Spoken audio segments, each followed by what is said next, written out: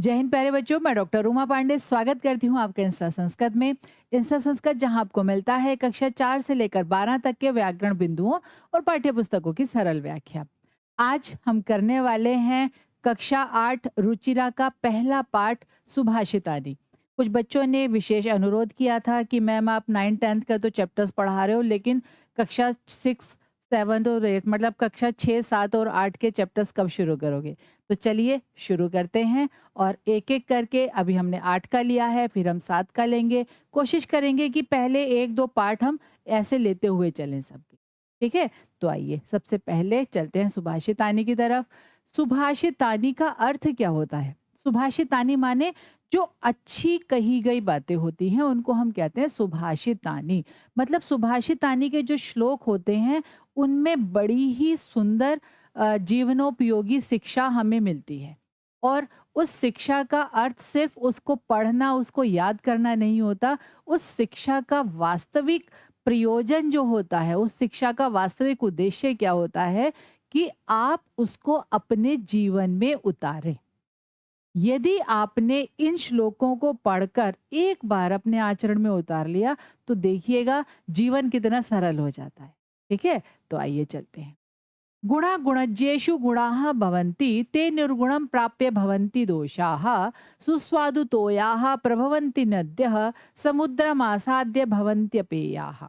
बहुत ही सुंदर श्लोक है। आइए इसका अन्वय समझ लें।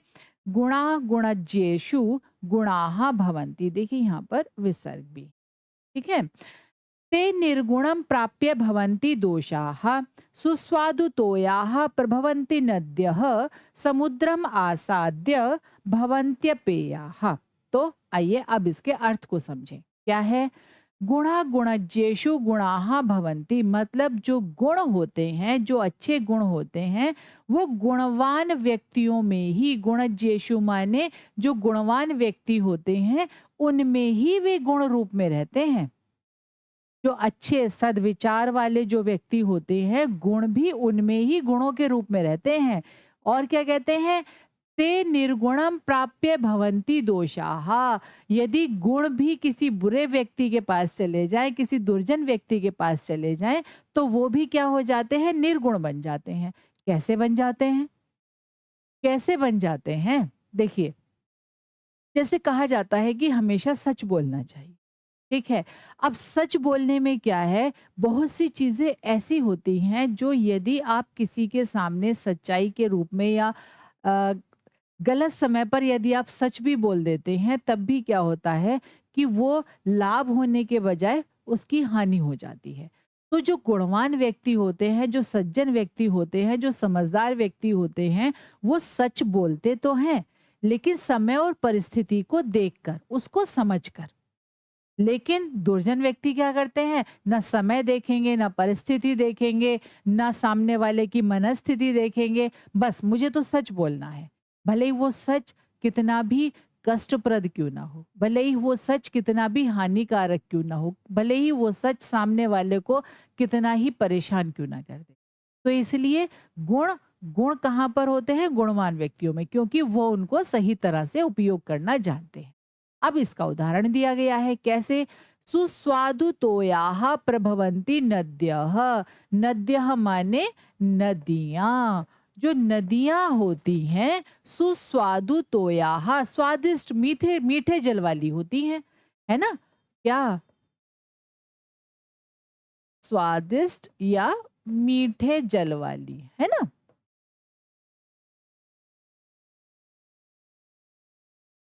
जो नदियाँ होती हैं वो स्वादिष्ट और मीठे जल वाली होकर बहती हैं। मतलब जब उनका जल, जब वो हिमालय से निकलती हैं, अपने जहाँ उनका उद्गम स्थान होता है वहाँ से निकलती हैं, तो उनका जल पीने योग्य होता है, प्रयोग करने योग्य होता है। और उस जल को लेकर वो प्रभवंती माने बहती हैं। और क्या होता है? समुद्रम आसाद्य भवन्त्य पेयाः। कहते हैं समुद्रम आसाद्य, समुद्र को प्राप्त करके या समुद्र में पहुंचकर।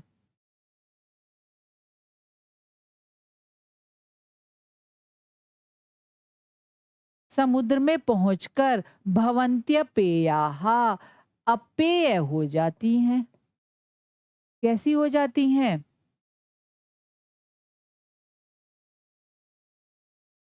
अपेय, अपेय माने पीने ना योग्य, है ना?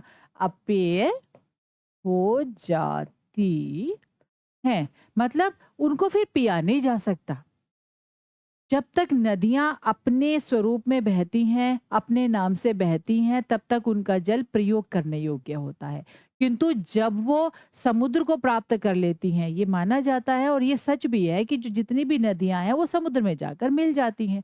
लेकिन जब वो समुद्र में जाकर मिल जाती हैं, तो उनका जल भले ही कितना भी मीठा, कितना भी स्वादिष्ट और कितना भी सुंदर और कितना भी स्वच्छ क्यों ना हो, वो क्या करती हैं जब वो समुद्र में पहुंच जाती हैं तो वो भी अपेय हो जाता है, मतलब प्रयोग ना करने योग्य, पीने योग्य नहीं रह जाता। ठीक है। इसी तरह से जो गुण होते हैं जब तक गुणवान व्यक्ति में रहते हैं तब तक वो गुण रहते हैं, और जब वो निर्गुण और दुष्ट व्यक्तियों में चले जाते हैं, दुर्जन व्यक्तियों में चले जाते हैं, तो वो भी दोष बन जाते हैं। ठीक है। साहित्य संगीत कला विहीनः साक्षात् पशुः पुच्छ विषाणहीनः तृणं न खादन् नपि जीवमानः तद्भागधेयं परमं पशूनाम। बहुत ही सुंदर श्लोक। अब इसके अन्वय को समझे। साहित्य संगीत कला विहीनः साक्षात् पशु पुच्छ विषाणहीनः तृणं न खादन्नपि जीवमानः तद्भागधेयं परमं पशूनाम। आइए अब इसके अर्थ को समझते हैं। क्या कहते हैं? साहित्य संगीत कला, साहित्य संगीत और कला से विहीना माने हीन।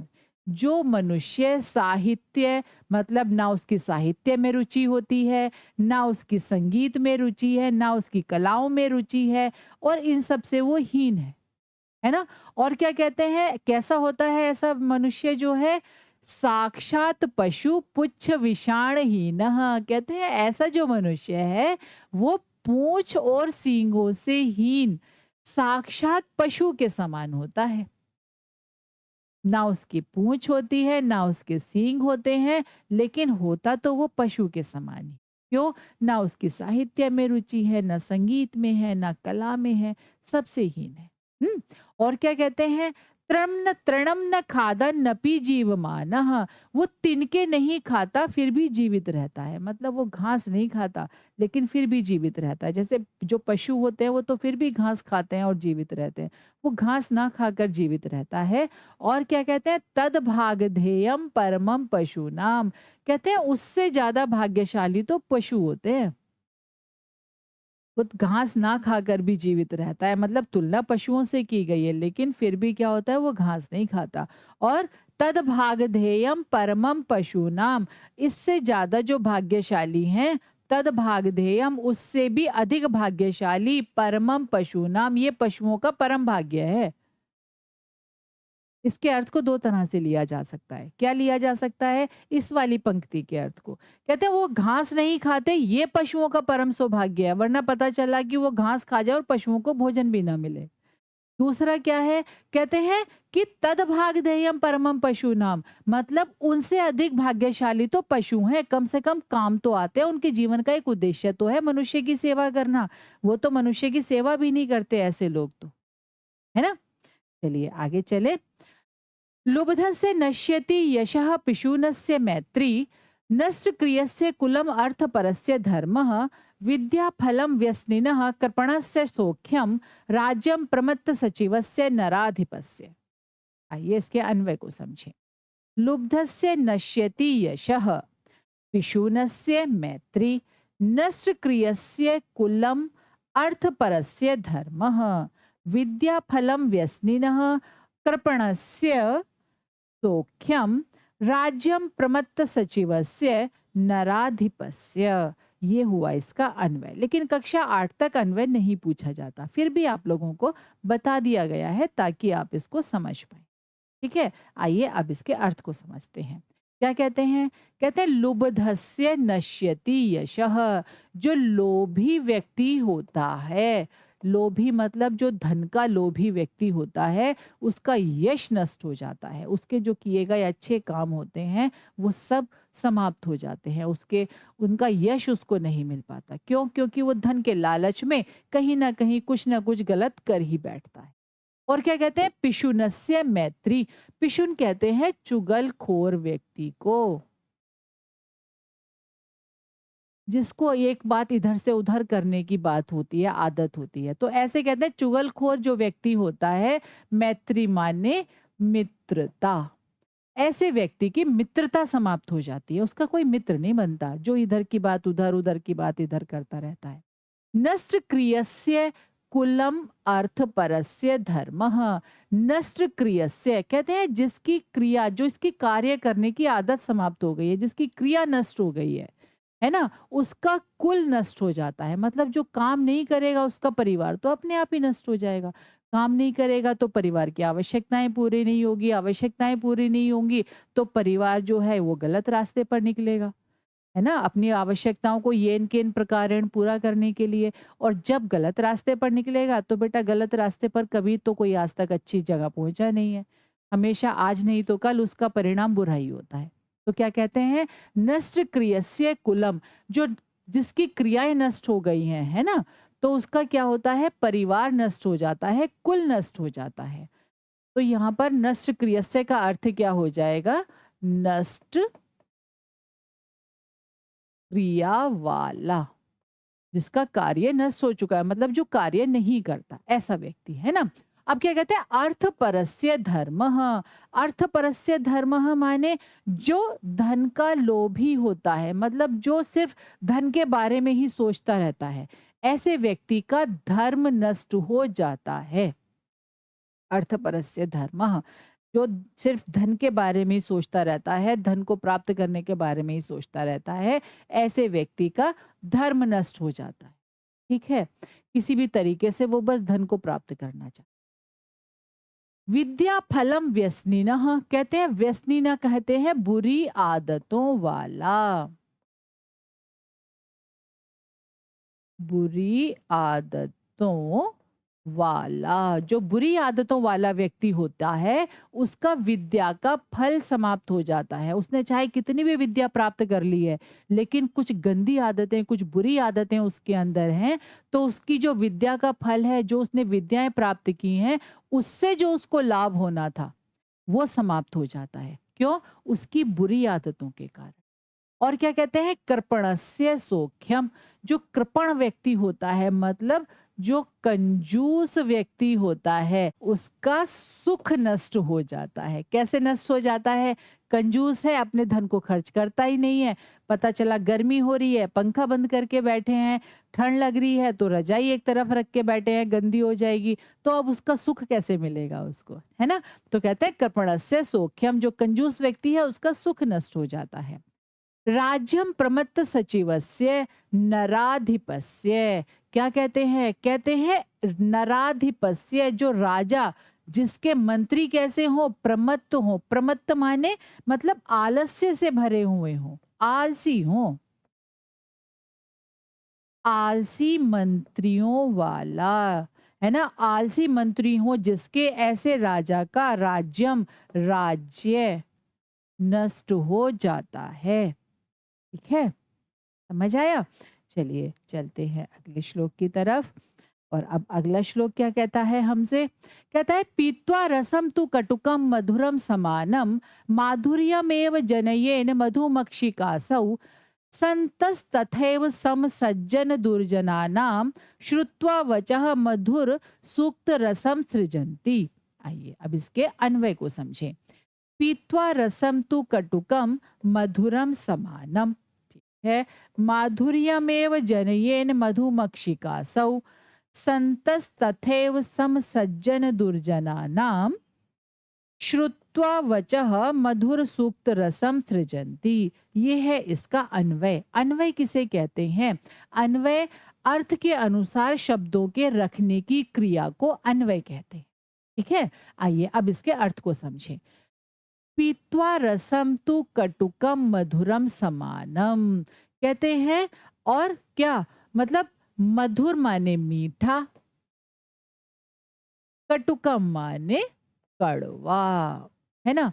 जो मधुमक्षिका सौ जो मधुमक्खी होती है वो कड़वा रस पिए या मधुर रस पिए, मीठा रस पिए या कड़वा रस पिए। और क्या करते हैं समान, मतलब वो मीठा रस भी पीती है और कड़वा रस भी पीती है। किसी फूल का मीठा रस होता है, किसी फूल का कड़वा रस होता है। वो तो दोनों को पीती है, वो तो टेस्ट करके नहीं पीती इसका मीठा ये पीना है, इसका मीठा नहीं है ये नहीं पीना है। जिस फूल पर बैठ जाएगी उसका रस पी लेगी। तो कहते हैं जो मधुमक्खी होती है वो मीठा और कड़वा समान रस पीकर भी क्या करती है, माधुर्यम एव जनयेन, मतलब माधुर्यम एव माने मीठे रस को ही जनयेव माने बनाती है। मतलब मधुमक्खी कड़वा या मीठा समान रस पीकर सिर्फ मीठे रस को ही बनाती है। जब शहद हम देखते हैं तो वो हमेशा मीठा होता है, कभी भी कड़वा नहीं होता, है ना। अब क्या कहते हैं इसी तरह से तथैव, तथैव माने इसी प्रकार, इसी प्रकार क्या करते हैं संतः, जो सज्जन लोग होते हैं वो क्या करते हैं, सज्जन दुर्जना नाम सम, सज्जन और दुर्जनों की समान वचः श्रुत्वा, वाणी को सुनकर, मतलब वो सज्जनों की वाणी को भी सुनते हैं और दुर्जनों की वाणी को भी सुनते हैं। लेकिन क्या करते हैं, मधुर रस सूक्त रसम सृजंती, हमेशा मधुर रस का ही, मतलब मधुर सूक्ति रूपी रस को ही उत्पन्न करते हैं। मतलब वो हमेशा मीठा ही बोलते हैं।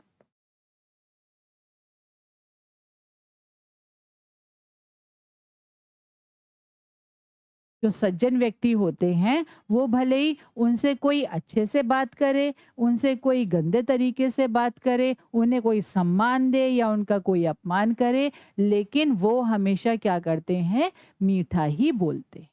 ठीक है। आइए अगले श्लोक पर चलते हैं। विहाय पौरुषम यो ही देवम देवम एवावलंबते, प्रसाद सिंहवत तस्य मूर्धनि तिष्ठन्ति वायसाहा। देखिए बहुत ही अच्छा श्लोक है। विहाय पौरुषम यो ही देवमेवावलंबते, प्रासाद सिंहवत तस्य मूर्धनि तिष्ठन्ति वायसाहा। अब देखिए इसके अर्थ को समझते। क्या कहते हैं, विहाय पौरुषम, पौरुषम माने कहते हैं पुरुषार्थ। पुरुषार्थ किसे कहते हैं और किसे कहते हैं, पुरुषार्थ माने जो कार्य करना होता है, जो मनुष्य का कार्य है, परिश्रम है ना। तो कहते हैं विहाय माने छोड़कर, पुरुषार्थ को छोड़कर जो देवम अवलंबते, भाग्य का सहारा लेते हैं, सहारा लेते हैं, जो पुरुषार्थ को छोड़कर भाग्य का सहारा लेते हैं। क्या होता है, प्रासाद सिंहवत तस्य मूर्धनि तिष्ठन्ति वायसाहा। कहते हैं प्रासाद सिंहवत, जैसे महल होता है ना, और महल के दरवाजे पर आपने देखा होगा कि शेर की मूर्तियां बनी होती हैं।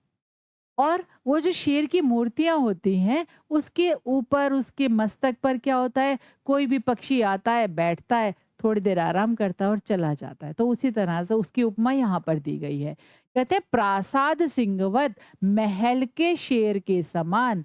प्रासाद कहते हैं महल को, महल के सिंहवत माने शेर के समान।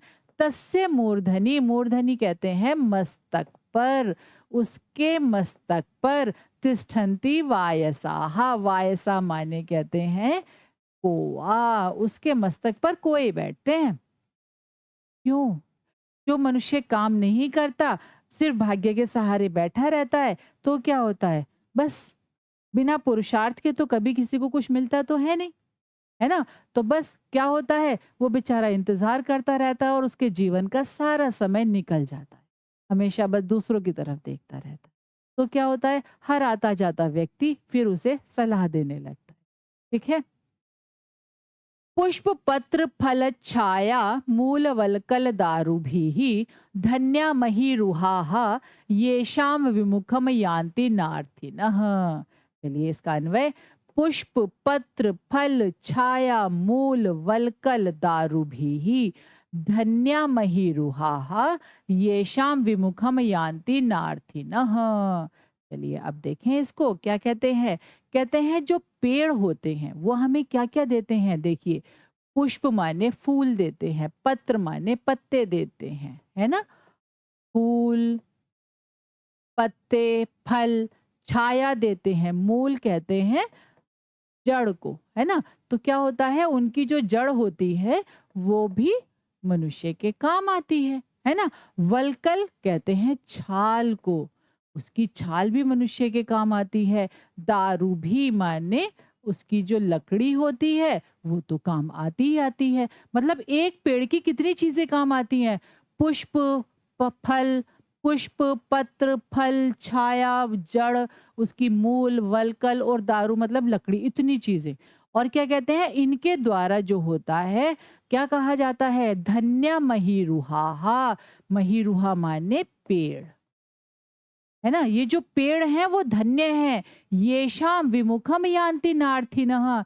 ये शाम माने जिनके, जिनके अर्थिनः मतलब जिनके पास जो याचक आते हैं वो कभी भी विमुख नहीं होते, जो कभी भी मतलब खाली हाथ नहीं जाते। एक बार फिर से समझते हैं जल्दी से। कहते हैं जो पेड़ होते हैं उनके जितनी भी चीजें होती हैं वो सभी मनुष्यों के लिए काम आती हैं। मतलब वो उनके पास जो भी आता है वो कभी भी उसको कुछ भी देने से मना नहीं करते, भले ही वो क्या हो, फूल हो, पत्ते हो, फल हो, छाया हो, जड़ हो, उसकी छाल हो या लकड़ी हो। मतलब जिसको भी जो चाहिए पेड़ों से वो प्राप्त कर लेता है। तो कहते हैं धन्य महीरुहा, जो पेड़ है वो धन्य है। ये शाम विमुखम यान्ति नार्थिनः, जिनके पास याचक विमुख होकर नहीं जाते। मतलब जो चाहते हैं वो प्राप्त कर लेते। ठीक है। चिंतनीया ही विपदाम आदावेव प्रतिक्रियाः न कूप खननम युक्तम प्रदीप्ते वहनीना गृहे। अब बड़ा ही अच्छा है, आइए पहले इसका अन्वय समझते हैं।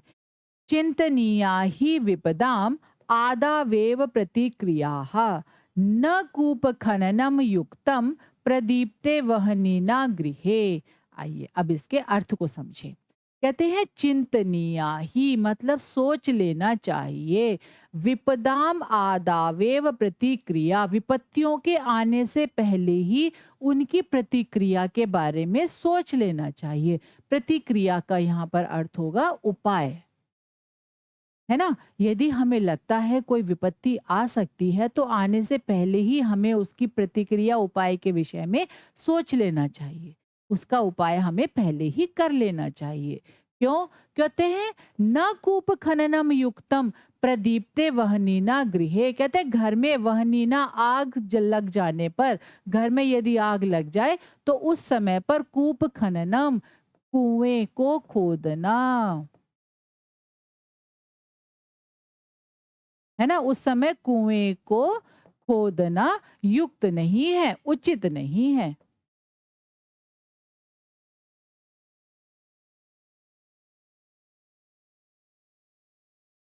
उस समय कुएं को खोदना उचित नहीं होता। घर में आग लग जाने पर वह नीना प्रदीप्ते, आग लग जाने पर कुएं को खोदना उचित नहीं होता। ठीक है। आइए एक बार फिर से पुनरावृत्ति कर लेते हैं। आज हमने क्या पढ़ा? आज हमने पढ़ा कक्षा 8 रुचिरा का पहला पाठ सुभाषितानी।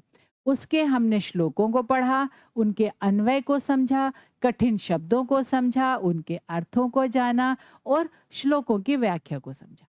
आशा है आज की वीडियो आपको समझ में आई होगी। इसी तरह की सरल वीडियो के लिए जुड़े रहिए इंस्टा संस्कृत से। जय हिंद।